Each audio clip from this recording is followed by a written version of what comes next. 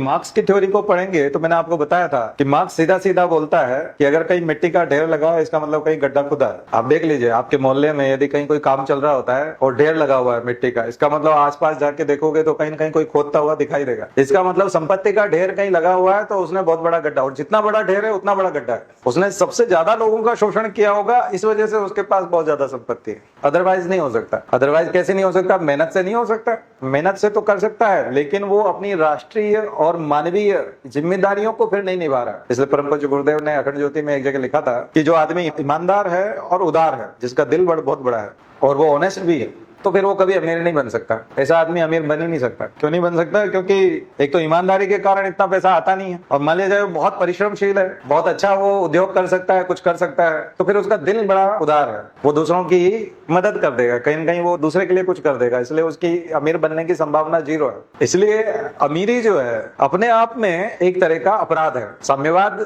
जो अपराध मानता है अमीरी को, वो एक अलग चीज है, वो आर्थिक गतिविधियों के आधार पर बांधते हैं। लेकिन हम नैतिक आधार पर देखें तो अमीर बनना अपने आप में एक अपराधीकरण है, क्योंकि आप अमीर बनेंगे और जैसे ही आपके पास अतिरिक्त पैसा आएगा, वो अतिरिक्त पैसा फिर अपराध को जन्म देता है, क्योंकि आप अपराध को सेटल कर सकते हैं, आप थाने को खरीद सकते हैं, आप जज को खरीद सकते हैं। उसी को मसल पावर कहा जाता है। आज इस जमाने में यदि मसल पावर है तो वो शारीरिक शक्ति नहीं है, पैसा है। जिसके पास ज्यादा पैसा है उसके पास उतने मसल पावर है, और मसल पावर को किस में यूज किया जाता है? क्राइम में। बात को समझने की कोशिश कीजिए। इसलिए पैसा कमाना कई लोग जो है उसको बहुत उस तरह से बोलते हैं, बहुत निर्दोष टाइप को लगता है, लेकिन हमारा कॉन्स्टिट्यूशन चाहे वो डायरेक्टिव प्रिंसिपल्स में ही उसको अपराधी बनाता हो, लेकिन नैतिक रूप से उसको अपराधी बना देता है। आर्टिकल 39।